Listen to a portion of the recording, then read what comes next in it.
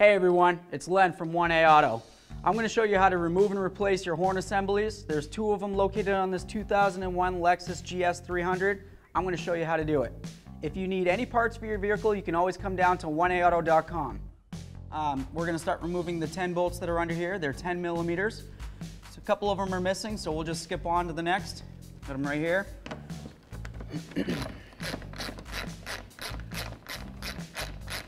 Very simple.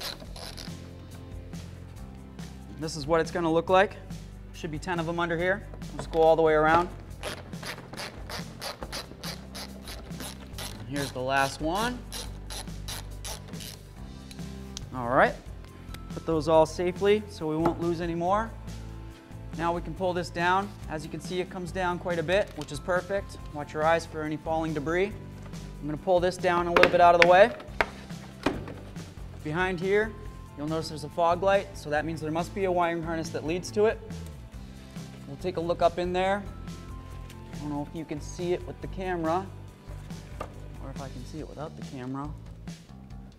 If you can't get the wiring harness off, you can also just try to remove the whole bulb assembly from the unit itself. Here we go. Remove that. Being careful not to mess up the filament or the bulb. You don't need to touch any of this glass. Any type of oils or anything could become an issue. It's going to decrease the life of your bulb. On the inside up here, we have a marker light on the side. So that means inside there's going to be another little harness. You can either disconnect the harness or just remove the whole unit from the assembly itself. And then we're going to go over to the other side and do the same exact thing. All right, so now that we've got those 10 out, we've got the bulbs and everything disconnected. I wanted to show you up inside here. Right there, there's another 10 millimeter head screw. We're going to use our 10 millimeter socket.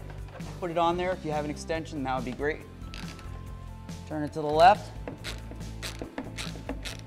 We're going to remove that fully. And then we're going to work our way over to the other side and do the exact same operation. As you can see, it's the same as the other 10 that we removed, so you don't have to keep it separate. It'll match up with all the rest of them.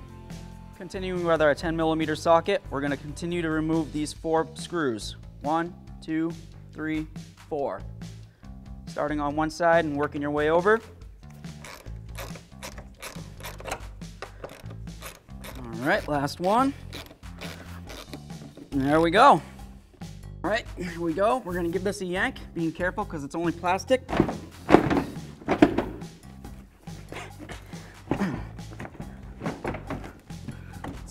I'm going to come around to the other side, see if I can break this free, and maybe it'll help get that side free. Here we go. Seems to be whatever's going on is going on just in this corner. I'm going to come around. There's nothing there. Woo. And there we go. Now we're going to put this bumper assembly aside. It's just a plastic cover. We'll put it someplace so hopefully it won't get too scratched up. So starting with our 12 millimeter socket, we're going to turn it to the left.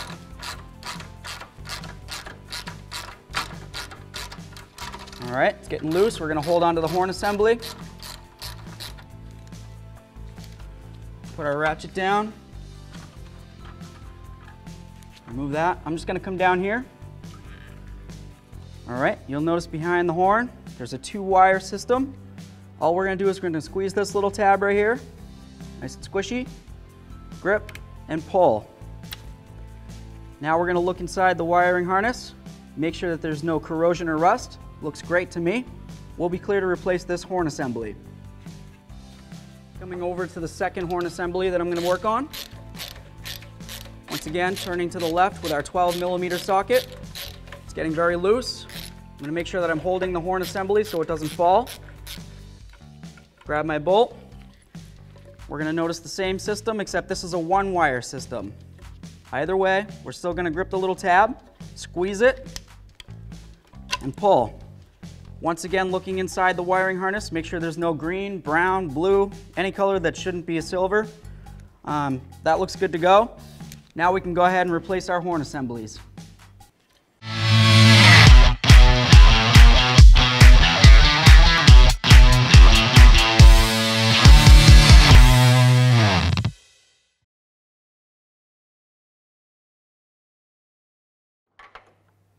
All right, so what we're gonna do is we're gonna start with the upper horn assembly right here.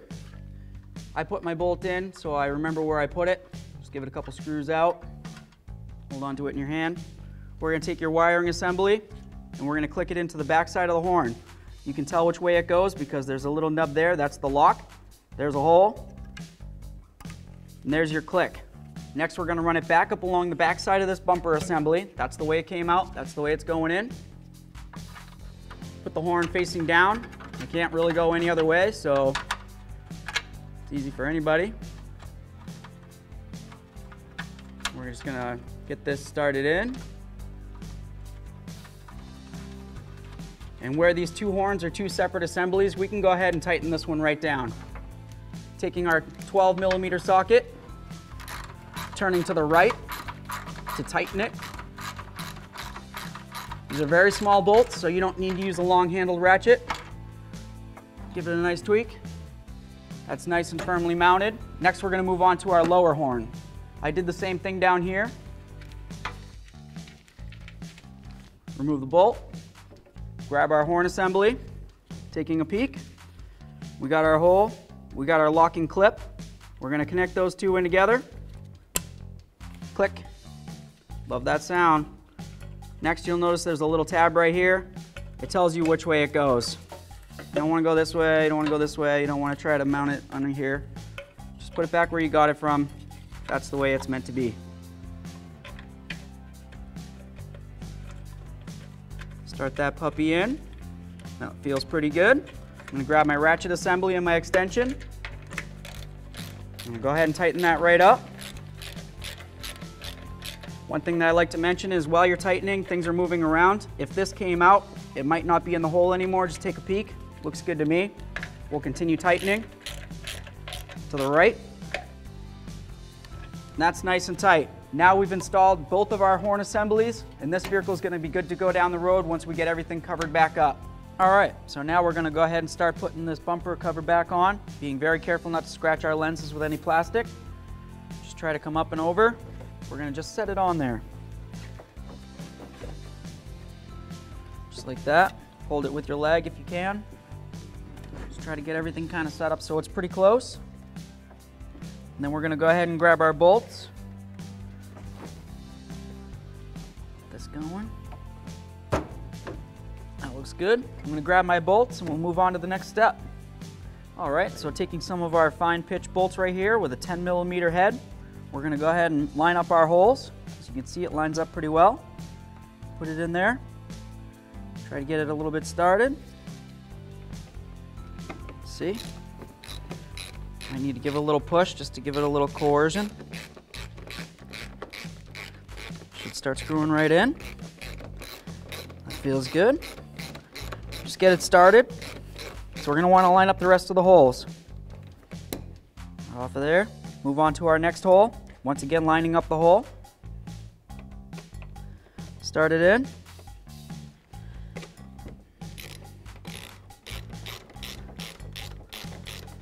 All right, those are coming along good. Now we're just going to move along to the other side doing the same exact thing. Now that I tightened up the other two, I'm going to go ahead and start tightening all of them down. That feels good. We're just screwing into plastic here, so you don't have to tighten it down too much. Feels good. And we're going to move along to the other side and do the exact same thing. All right, so now we're going to start the hidden bumper bolt in. See if I can get it lined up with the hole. I'm going to turn it to the right. Should screw right in. All right, leaving it fairly loose so in case we have to maneuver the bumper at all, we'll just have to remember that we need to go back in and tighten that puppy up. Next, I'm going to go over the other side, do the exact same thing. All right, now that we have the upper part of the plastic bumper mounted in, we're going to go ahead and reinstall the bulbs that we had removed. One for the fog light and one for the marker light on the side of the bumper there. So we're going to take it and come from behind, always with safety glasses so nothing falls in your eyes. Should bring it back down. I'm going to show you there's 3 prongs. There's going to be 3 holes inside the fog light assembly. So we're going to try to line those up. If you can't get it right off the bat, that's fine. Just keep spinning it. At some point, it will line up.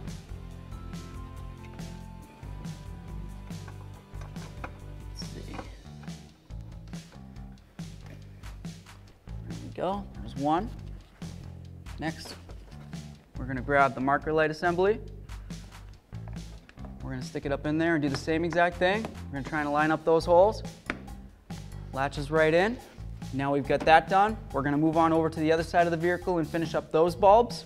We'll make sure they work, and then we'll go ahead and mount up this undercarriage shield. All right, so now it's time to start installing the bolts that we have for the bottom side of this shielding system. What you're gonna notice is that it has a little clip on this one, and should have one here. It doesn't, but we'll just go with what we've got. We're gonna slide this piece into that clip right there. If there was one here, we would put it there, but since it doesn't have it, we'll just put it above the plastic part of the fender of the bumper cover. We're gonna slide it in, clips in, and then we're gonna take our 10mm head bolt. We're just gonna start it in there, and we're gonna go all the way along the whole lower area of this, and we're gonna put in bolts everywhere that we took one out.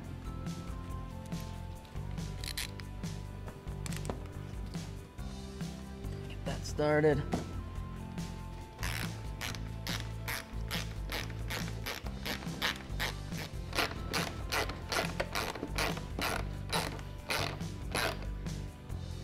All right, good to go.